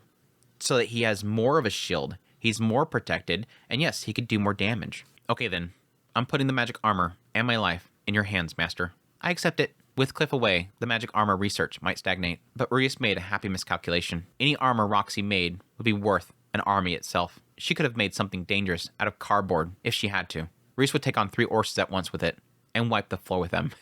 Okay, let's chill out, Rudeus. I'm no Cliff, though, so don't raise your expectations too high. She looked proud of herself despite her words, presumably due to confidence in her abilities. Rudeus wondered if she didn't already have plans worked out. Ah, now the master is here. There'll be nothing left for me to do. They all laughed together. Right, Zenobia, there's another reason I came here today. Oh, whatever is it? It sounds serious. Mayhaps you caught wind of my acquisition of a fascinating new figure the other day. My friend, it's quite the specimen. I miss Zenobia. It's been a while. Crafted from unique materials, its limbs are quite supple. I'm going to the King Dragon Realm to see Randolph. Well, let me show you it. So I'm going to the King Dragon Realm. Come with me. You coming, right? Zenobia took Rudeus' hand, squeezed it tightly. Thanks to the Zealth prosthesis, it was cold, but strength was calibrated not to crush his hand. Thank you, Master. I'll pack my things at once. Zenobia had been begging to know. Yeah, at this point I'm going, what? Why does Zenobah care about Randolph? He's like, I'm going to the King Dragon Realm. I gotta go tell Zenobah. Zenoba's probably gonna have a word to say. I'm going to the King Dragon Realm. I'm gonna go see Randolph. You coming, right? And Zenoba's all excited. I'm thinking to myself, like, wait. I mean, is it because he's been waiting to see Randolph because he appreciates how much Randolph was supporting Pax? Why is Zenobah obsessed with seeing Randolph? And then I read this next line. I'm like, oh, it's the kid. Zenobah had been begging to know when Rudeus would expand to the King Dragon Realm. He had been worried sick about the child Pax left behind. That makes more sense. It's not Randolph. I'm not sure why they're bringing up Randolph. Hold your horses. It's not like we're leaving right this second. Oh, right. I beg your pardon. Then I'll find someone to take over the shop first. Though I hardly have any work right now. The Zenobah store was growing every day. The number of shop fronts and employees was increasing, but almost everything was handled by on-site workers. Heading the organization, Zenobah's job was making final decisions on major projects, interviewing executive positions, and doing QA checks on products from each location. Given that Zenobah's store itself was subsidiary of Orsic Corporation, and he didn't have to be involved in any decision-making, he didn't have much to do here. He's moving up that high that he no longer has anything to do. All right, just make sure you're quick. Understood. They weren't going to the King Dragon Realm because something had happened. Rudeus didn't expect anything would happen. Flag. But given his track record, the chances of getting mixed up in something was high. Yep.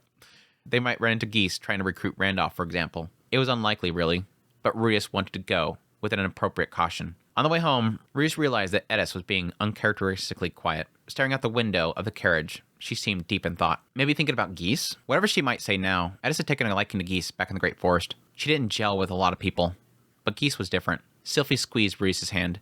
Well, I think it's a two-part thing here. Yeah. At some point while they were traveling, it was really on the highway. She like really badly wanted Geese to teach her how to cook because she wanted to cook for Rudeus. But yeah, there's a lot of this that has to do with the fact that, yeah, she's going to be obviously upset about the situation because, again, like what Lilia was pointing out, Lilia's comment earlier is very telling because Edis went out of her way to tell Lilia that, yes, they were good friends. So that tells me that's something important. So for her to speak about Geese in any way, shape, or form, or even mention somebody else's name besides Rudeus, is a sign that she liked that Geese was so supportive of Rudeus. They were good friends. So yeah, this is probably obviously going to be something that she's very bothered by. Not that I don't think that she cares about Geese, just that she knew that Geese was a good friend of Rudeus's. Is everything okay, Rudy? Huh? Oh yeah, it's fine. He didn't know what it was or how it was fine, but he just said it anyways. The whole Geese situation was a bit of a shock, but there was plenty of other things that were fine. Sylphie's belly had grown bigger, about 5 months in. How about you, Sylphie? I was never close to Geese like the rest of you. Oh, right. That wasn't what he meant. But if she wasn't bringing up pregnancy, then he assumed that it was well. Being her second, she was a seasoned pro by now. Still, Rudeus couldn't get complacent. The man god said something about how destinies of people would be ambiguous when they were pregnant. It made them easier to kill. Because the man god gave the ominous warning, Rudeus summoned a guardian beast. Rudeus was pretty sure that Sylphie would be fine, but he couldn't shake that anxiety. Unable to believe his own words as he spoke, Rudeus announced, "This is big." It's so dumb that this is so freaking big. "Until I deal with Geese, I'm giving up on sex." Sylphie stared. Roxy gaped, and Edis's eyes narrowed. Sylphie spoke up first. Okay, if that's what you want, Rudy, I don't mind, but I just, Roxy followed up. "I don't mind either. Although, is this some kind of religious gesture?" "I told you, right? The man god said it was easier to target you when you're with a child. Geese might try to use that as well, so I think we should stop for now." They all looked at Rudeus like this was the first time hearing of it. Perhaps he never told them, or maybe they forgot. I don't think he ever mentioned that. Guess we have no choice. Edis looked out the window again, not sounding happy. "Hard to imagine you sticking with a vow like that, though, Rudeus."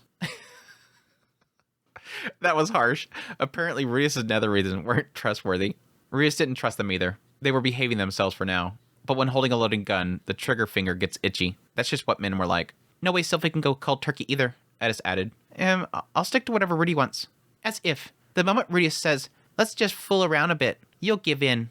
Like, well, if it's just a bit, right? "Yeah," Sylphie admitted.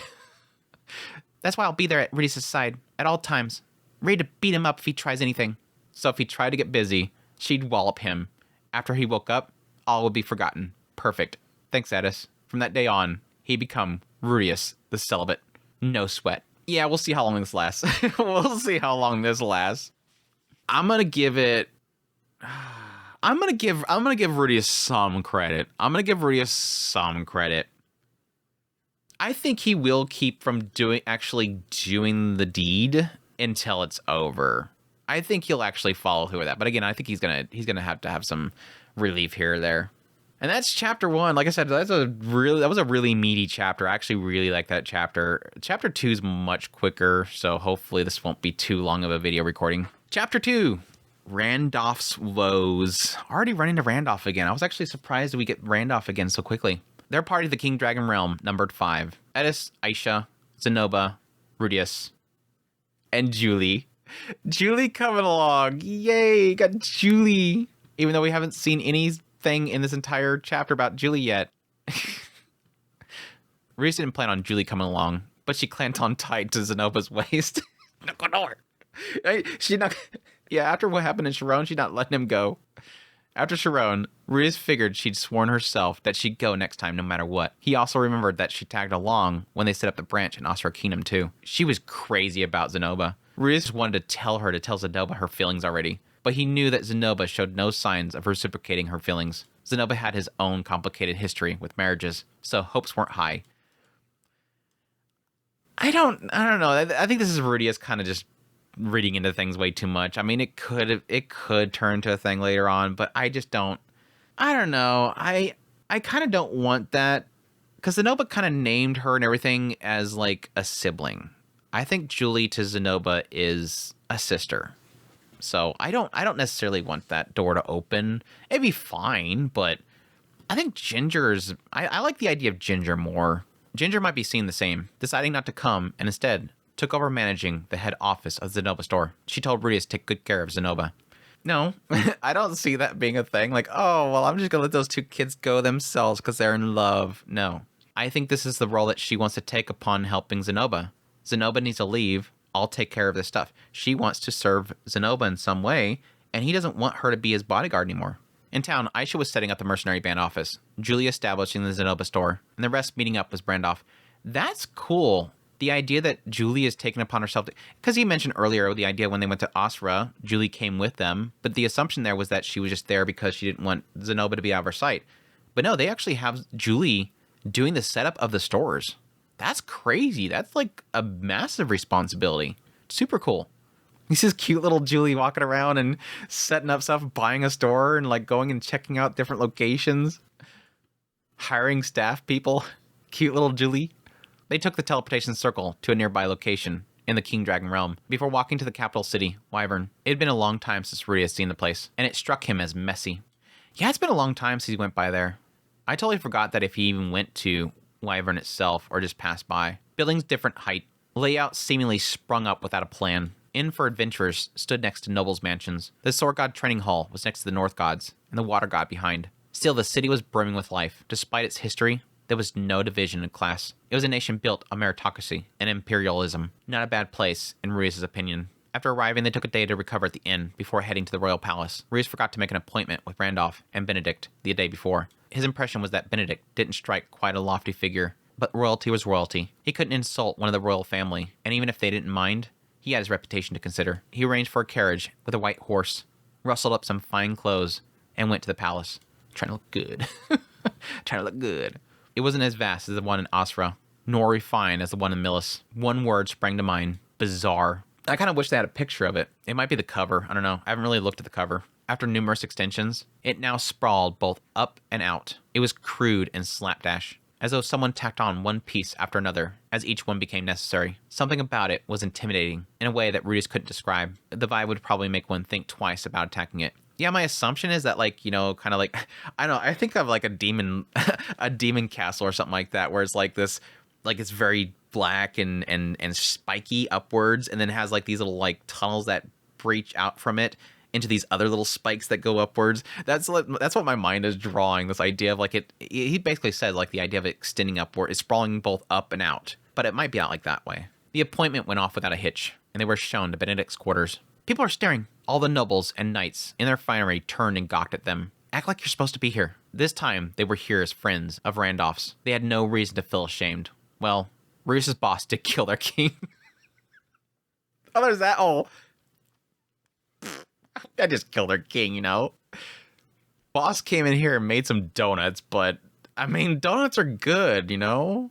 But he didn't think that was common knowledge. If they did get busted, he figured Ariel would bust them out. After arriving at the chambers, Rudeus prepared himself. Great. Edis, Zenova, you're both ready? Yeah, of course. If it turns out the Death God is our enemy, the two of you hold him at bay while I prepare a magic circle to summon version 1. Then, I end things here, okay? You got it. Indeed, though I hope it doesn't come to that. Edis and Rudeus were a formidable combo in battle. He could count on her to have his back if the Death God turned out to be an enemy. Zenova was a reliable tank if they weren't facing a mage. He was a bit concerned for Aisha and Julie, who were left behind, but he couldn't keep them safe all the time. All he had to do was hope that they can get through half a day without incident. Inside was sparse for a royal palace room. It was the absolute smallest space, with an absolute minimum number of ladies in waiting. Welcome, Lord Rudeus. It's been a long time. There he loomed, the world's top bodyguard, Death God Randolph Mariane. I'm so happy to see the Randolph again. I just freaking like him so much. It was especially like towards the later part of that last meeting of him was like, I actually really like this dude. He's so cool. And again, my prediction right now is what sucks about this whole thing and how much I like him is I really do feel like what the end result's going to be is that Rudeus is going to help out Randolph. Randolph is going to promise him that he will be his ally. But what's going to happen is Geese is going to, with the man god, and I hope it doesn't turn to that, it could be as simple as taking Pax hostage if they could get a hold of little Pax. Like, you're going to have to do something crazy in order to somehow sneak that kid away from him because Randolph's on top of this. I doubt Randolph lets him out of his sight much. But it could be as simple as the idea that Rudeus handles this whole situation. Possibly Benedict becomes queen and Pax becomes the next king of the King Dragon realm. I mean, possibility. And it could just because that whole situation, eventually it comes to become that threat. That because he's now in that position, Randolph kind of chills out a little bit, but then they take that opportunity to snatch up Pax. Little Pax. He looked ghoulish as he stood there, between Rudeus and Benedict. Benedict didn't speak at all, but when she looked at Rudeus, her mouth tightened, and she clutched her baby to herself. She looked to be on the verge of tears. Taking matters in mind, Rudeus decided to greet Benedict before Randolph. Queen Benedict, I hope I find you well. She didn't grace Rudeus with a reply, and he couldn't blame her. She must have heard the story about what happened that day by now. Pax was bound to have told her about him and Zenova, and Rudeus seriously doubted Pax had any compliments.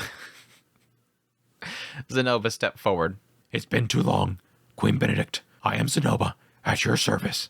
I'm actually surprised they are calling her Queen Benedict. There was a side of me that almost like wondered for a minute, like, holy crap, did Benedict already take over the King Dragon realm? Are they implying here that Benedict is the queen of the King Dragon realm? Why?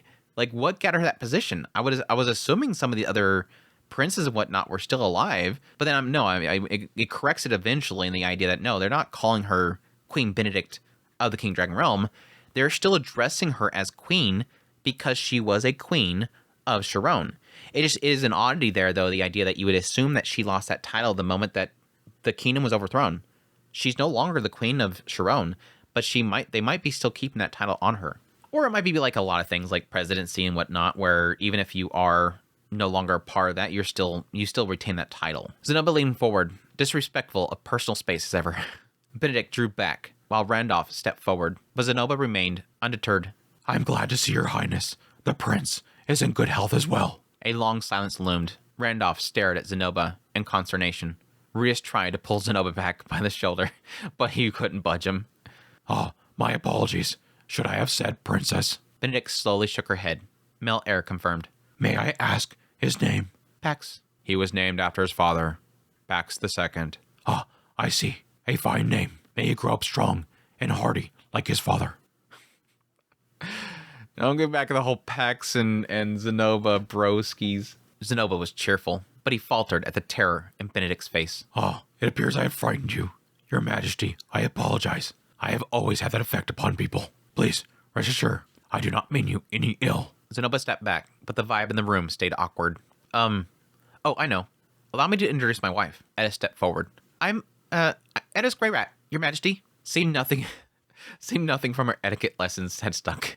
Reese's party choices were in question. Maybe bring Aisha. She was charming and friendly, but then he would have been in trouble if Randolph went on the offense. Benedict gave no reply, but instead looked to Randolph with a nervous expression. I remember your wife being a demon folk, Sir Rudeus. I have 3 wives. Roxy is one of them. Oh, that can't go over well with the Mills Church. One of my friends is a priest, and he lectures me every chance he gets. It's good to see you, Randolph. Randolph hadn't changed. Skeletal face, unsettling smile, in a stance that would appear vulnerable to an observer who had no knowledge of him. In reality, he was anything but. You could tell from Edis's tightly drawn lips. This is so cool to have that idea of like Rudeus comes in there, he's talking to them, Zenoba's getting involved, and then at some point it mentions Edis this entire time has been playing a battle in her head. Both Randolph and Edis have literally been fighting this entire moment. All the way up from the moment they entered that door, all the way until now, these two have been dancing. You look well. I am very much so. I always am. I cannot say the same for you, Lord Rudeus. A friend of mine turned out to be an enemy. I know the feeling well. As a youngster, I was forced to kill my friend. It was a deeply troubling experience. Randolph's attention kept flicking to Edis as he spoke. As he nodded, he simultaneously shifted and adjusted his position, almost imperceptibly, to put himself between Edis and Benedict. Edis, could you stand a couple steps further back? What? Why? Randolph seems uncomfortable. She already had him well within the range of her blade. On top of that, she was adjusting her position so that Rudeus wouldn't be caught between them. The two of them were shuffling around like warriors, sizing each other up, escalating into increasingly dangerous stances. If let continue, a fight would erupt. He might be our enemy. If he was, he wouldn't let you in here with a sword in your hand. Rudeus realized that Randolph wouldn't even let Benedict in the room either, especially with a fight against a magician and a sword king. Rudeus wrote off Randolph being an enemy the moment that he seen Benedict. It was possible that Benedict was secretly a warrior, but Rudeus wanted to believe Randolph would do a better job of setting a trap. He could be playing the long game, but if Rudeus kept thinking that way, there'd be no end of it. True. He does find himself kind of in a loop, always in a loop, and it does seem like every now and then he does seem like he drops things quicker. So that is sort of an improvement for him. You can see that also being him being too trusting. He let up on Geese way too fast, I felt. This meeting here now wasn't a trap. For now, he would trust Randolph. Fine. Edis slunk back close to the entrance. Her hand kept tight grip on her sword. My apologies, Lord Rudeus. Not at all. I'm the one who should apologize. I'm afraid our schedule is quite busy, however. Because of that friend of yours? Care to elucidate? I'd love to. That's why I'm here after all. Rudeus filled him in on what happened to Geese and the Man God. Also, in order to stop them, he was making powerful warriors his allies. That's a very honest way to fight. I couldn't come up with anything better. No, I meant it as praise. Even a clever opponent will run out of good ideas if you smash each trick to pieces as it comes without overthinking it. As Randolph gave a rattling laugh, Rudeus wondered if he was speaking on experience. Immortal demons seem like they'd be good at that sort of thing. I guess the idea of playing the long game, true. Anyways, that's how things stand. I hope I can count on your support. It would be my pleasure, but there's no good reason for me to help you. I don't especially want to get tangled up with the Man God either. What if I told you the Man God was King Pax's sworn enemy? Oh, was this? Do tell me more. Rudeus told him about the incident in Ch1 and how it was the Man God's plot, where the disciples were, and what they'd done. Randolph listened until Rudeus was finished before laughing. His cheekbones jutted out unsettlingly. His laugh was a harsh croak. Well then, that's a different story. I've longed for a chance to avenge Lord Pax. Randolph grinned. His face was so creepy. Again, Randolph was super close to Pax. Well, the only people that ever liked his food, praised his food. They were such good friends. Like that whole extra chapter where Randolph's just chilling there with Pax as everything's burning around them. It's like, I don't want you. Randolph said, I don't want you to die. He wanted to tell him don't die, but he couldn't get it out. Instead, he would listen to his last request. That's what a death god does. The priority really does need to be Lil Pax. I want revenge, but Lil Pax takes priority. Essentially, his command from Pax was to protect the child. And that takes priority over his own desires of revenge. It was the kind of face that you expect to see behind a major betrayal. But it just goes to show you can't judge a book by its cover. He agreed without much drama. Things were looking promising. Still, unfortunately, I'm rather busy here myself. May I ask with what? How the tables have churned. His confidence had Rudeus on the back foot. But that could be Randolph's typical banter. Don't go saying that until you got the upper hand. But I do. You're here because you need my help, correct? He definitely had the upper hand. Rudeus had no choice but to listen to his demand. What task did he have in mind? Maybe this was part of Geese's scheme. Worry not. It's nothing too arduous. Randolph stepped from his position, defending Benedict. Benedict sat there with a baby, with a look of fear in her eyes. As I'm sure you're all aware, this country has been in an ongoing state of unrest. The King Dragon realm had become deeply unsettled. After Orsid killed their king back in Ch1,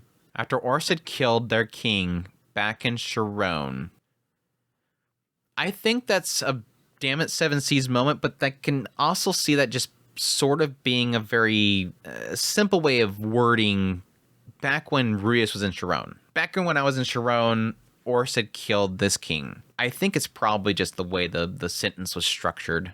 But still, damn it, Seven Seas. Because I read this and I'm like, what in the world is this paragraph saying? Because it all starts from there, like, what is going on right here? Anyways, still, the previous king had foreseen this and named his successor. Sign right there that the king probably was told by the man god, you're going to get killed. So you better prepare this. The man god told him, do this for your kingdom, which is that whole thing around Pax. But he probably also told him, prepare somebody to take your place because you're going to die. Which does kind of make me believe that the man god cared about the King Dragon realm in general. Or it could be the king was actually smart, knew that what he was doing for the man god would lead to his own death. The man god didn't tell him. The king was just smart in knowing that this is probably going to end bad. But I'm still going to do it because I need to for some sort of benefit. The new monarch was placed on the throne at once, and the King Dragon realm gradually returned to stability on the surface. That's interesting. Again, I was very curious about that. Like, if Ors just went in there and just by a king, it's going to be chaos there. That was my concern with the idea of, like, again, Benedict and Randolph going back there. The one that killed the king was a mystery. A foreigner? An insider? The culprit's motives were similarly unclear. No matter how placid the face they presented to the world, the palace was divided, with everyone jumping at shadows. They governed under a shroud of fear. I wonder if that's why they were all eyeballing Rudeus and them walking in there. Unless they knew that they were going to see Benedict, which I doubt that. If they were just walking through there, unless they overheard what the summons was. We are not directly involved in this unrest. However, some see the Queen's child as an inconvenience. So he was worried about Pax's child. Benedict was the daughter of the old king. She'd been treated as if she didn't exist, wed to get rid of her. It wasn't a bad set of facts. A use had been found for an extraneous princess, that was all. But after she'd married Prince Pax, he was killed in a civil war, and she'd borne his child. Everything looked different. Pax's murderers were well underway rebuilding the kingdom of Ch1-2. They had their hands full and couldn't move against her at present, but the grudge against Pax burned as bright as ever. And why shouldn't it? The late prince had murdered their beloved royal family. Personally, I think they'll be swallowed by the Northern Empire long before they're done rebuilding, but many still have concerns. Royal bloodlines were such a pain. In a country like Ch1-2, only a legitimate descendant of the previous monarch could ascend the throne. Thus, the current rulers of Ch1-2 wouldn't be happy that Pax's son has survived. If the kingdom of Ch1-2 stabilized, they'd probably show up to demand Benedict's child. So that's a weird thing, because the whole idea there was that they were talking about this other child that was born to this other person that was still the bloodline of the king. But they still have fears of Pax's child. They just need a direct bloodline, so it should be fine. But again, that's also the idea of if you have two bloodlines, they can technically compete. But little Pax was still the grandson of the old king. If the kingdom of Ch1-2 stabilized, they'd probably show up to demand Benedict's child. But little Pax was still grandson of the old king of the King Dragon realm. If a vassal state demanded his head, handing him over wouldn't look good to their reputation. On the other hand, if they didn't hand him over, it would sour relations with Ch1-2. So plans were in motion to eliminate the point of contention before it came to that. Kill little Pax before Ch1-2 came asking for the same. In the end, win-win situation. Very interesting little layout of kind of the after effects of Ch1-2. I mean, honestly, if you ask me how do I think things are going to play out after the whole situation with Ch1-2 when Rudeus was there, I couldn't really tell you. I mean, my thought process is that as much as they were putting so much weight upon the idea that Ch1-2 was finished anyways, like they're not going to be able to build up to get strong enough that they're going to defend against the North. And even right here, Randolph's pointing that out. There's a good chance they're going to get swallowed up by the Northern Empire. Like, they're going to take them out at some point. My mind was more of like, yes, they're going to end up getting taken out. But when it came to the King Dragon realm, I honestly wasn't really sure. Like, it just felt like that nation without its king, unless Orsis specifically didn't touch anybody else, that one of the other ones could just step up there and take over. So the stability could still be there. But yeah, I think something like that happening is going to create a massive shock. I mean, that's like the whole situation with Orsid walking into Ashra and just donutting somebody and walking out the door. It's like, wow, that's got to be really shocking to at least their leadership, anybody that's in the higher tier positions in the actual kingdom. But my question mark really around the King Dragon realm was going to be, are they going to be okay with Benedict coming back? Yeah, she's still technically the daughter of the previous king. They should offer her some sort of protections.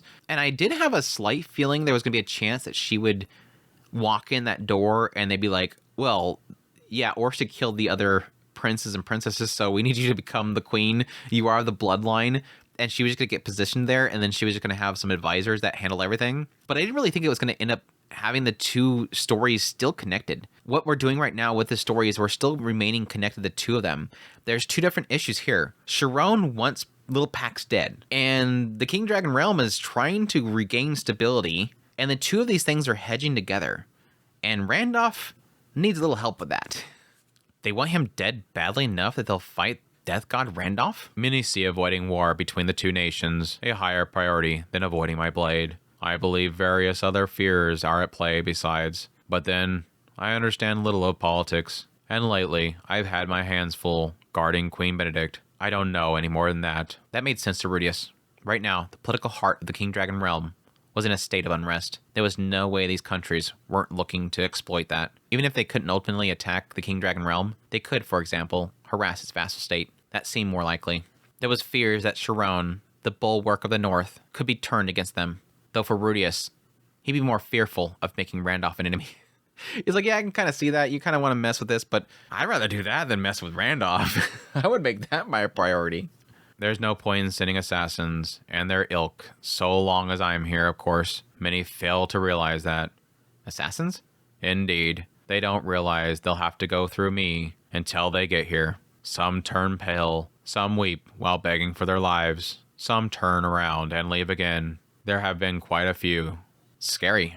Orsted mentioned the Death God Randolph being well known in the assassin trade, though you can assume that much from his name. People said that if you wound up making an enemy of him, you better kill your employer and make a run for it. Yeah, that's pretty much it. Like, if you're hired to do that and you realize it's Randolph, just save your honor and whatever, kill the person that paid you and leave. The ones doing the employing presumably didn't know about that. For these assassins, facing the Death God was probably similar to how Rudeus felt when he faced Orsted.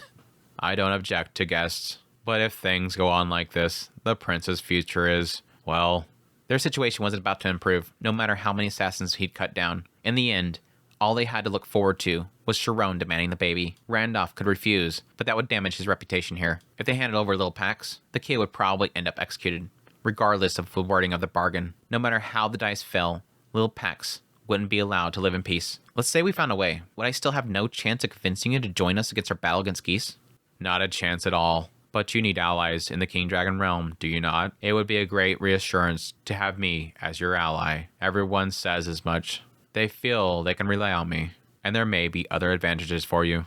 I imagine so. Randolph wasn't going to fight at Rudeus' side. That left the chances of the opposite outcome. He could be taken in by the man god, or rather Geese's smooth talking, and then end up on the other side. Even if Rudeus helped him here, he couldn't rule out Randolph turning against him. Sir Randolph, there's no need for convoluted conditions. Although I no longer lay claim to royal blood, the prince is my kin, and I serve his father. I have no stake in power struggles of the King Dragon Realm. If you're in trouble, I will of course help you. Rudeus agreed that they had no reason to abandon Randolph right now, simply because he would turn against them later. Lady Benedict. Zenoba kneeled before her. His face was level with the sitting Benedict. As Pax's older brother, I am also your brother. Will you not permit me to help you and the prince? Benedict stayed silent for a few long seconds. Then, with painful hesitation, she held her hand out to Zenoba. I will be happy for your aid. I am yours to command. He took her hand and kissed it. I kind of wonder about that hesitation. I'm kind of skipping forward here. It's like I'm wanting to talk about something and I keep going to the next line and the next line and the next line.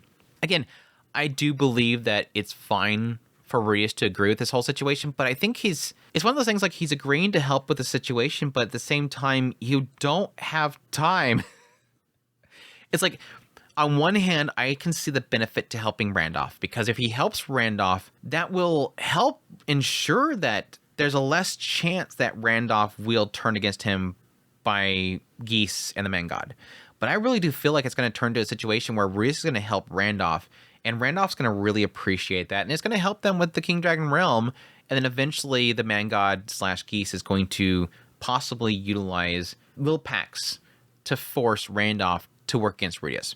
Or in the end, when the battle with Geese happens, Randolph's not even involved. There's a good chance that as well. He could turn down Rudeus and he could turn down Geese. That can definitely happen. But I think my problem with this whole situation is I think, yes, it's beneficial to Rudeus to help out Randolph. Now, we don't know exactly what is all involved with this. This could be a quick, simple, do this, and then everything's kind of fixed with their situation. But if it does turn out to be a long, drawn-out thing, they're wasting time right now because Rudeus needs to be recruiting people. He doesn't need to be working on saving the nation of the King Dragon Realm. But I do want to help out Randolph because, like I said, I like Randolph, I like Benedict, and we'll see with little Pax. I mean, there's nothing wrong with little Pax. I mean, it's just a kid. There's no reason to not like little Pax. But I like how Zenova just kind of jumps up there. We're going to help you out. Like, no question about it. He wants to help out basically his nephew. This is a nephew. But it's interesting the fact that she hesitates so much. And that could be the fact that she fears... Because, again, they have assassins coming regularly. She's seen all these people attacking. And she's probably still reeling over the whole loss of Pax. But additionally, there is like a sadness here in the idea that she does have this hesitation with Zenobia. And that could be the fact that, yeah, maybe she heard horrible stories about Zenobia. And she's afraid of him. She could just be afraid of Zenobia being near her child because she's heard about what Zenobia can do. That he is this blessed child that can snap a child's neck. And he has done in the past. And maybe she's afraid of that. It's sad. Poor Zenobia just wants to take care of his nephew, and she's afraid. And I don't blame her. Again, there's that fear of having somebody like that around a child. You want to protect the child. Yes, it's mean to the person that doesn't know their own strength, but you want to protect the child. He took her hand and kissed it. They might say if you want to kill a general, first go for the horse. But Zenobia had gone for the general and scored a perfect headshot. Rudeus shouldn't be surprised. This was why he'd come. When he weighed the pros and cons, it wasn't a bad deal for them either. As Randolph himself said, Rudeus could secure himself a reliable ally here, and not just Randolph, Benedict, and Lil Pax. If by a twist of fate, he ended up wielding power once he came of age, both of them would be assets. This bond would pay off 10, maybe 20 years down the line. A long-term investment. The Orsa Corporation always looking to the future. This mess was their CEO's fault. When it came down to it, his follower, Rudeus, had to do something about it.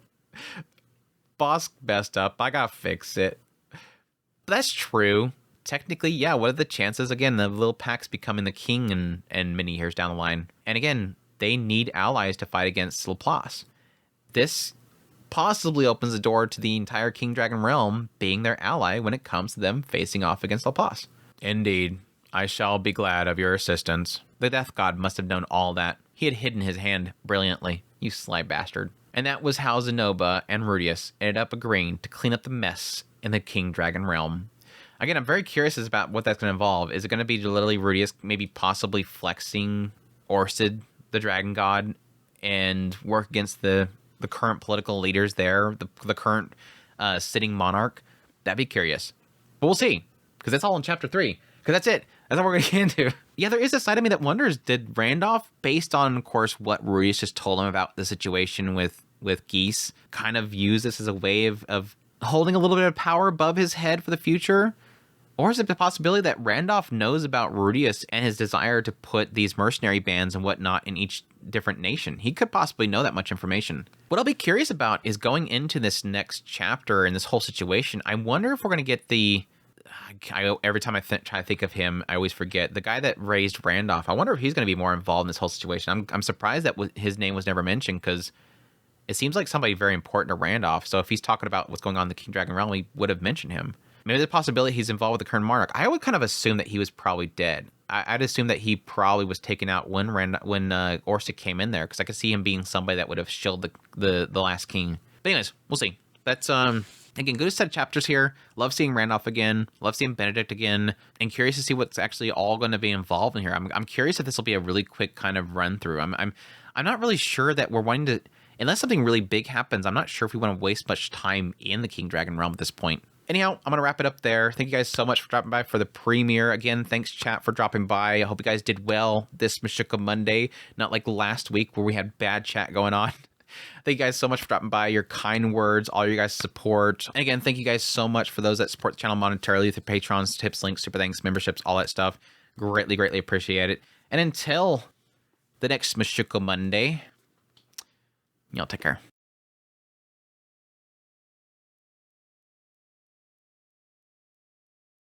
But then she'd have trouble with But then he'd be in trouble if Randolph went on the offense. Thanks to Zalef. Thanks Thanks to the prosthesis. Thanks to the Zeta prosthesis. Prosthesis. Now that's the Master's Master here. Now that's the Master's Master here. Why do you have to turn into a jet every time I open you now? No, I forbid you from using the title Dragon King. No, I forbid you from using it. No, I forbid you from using the. No, I forbid you.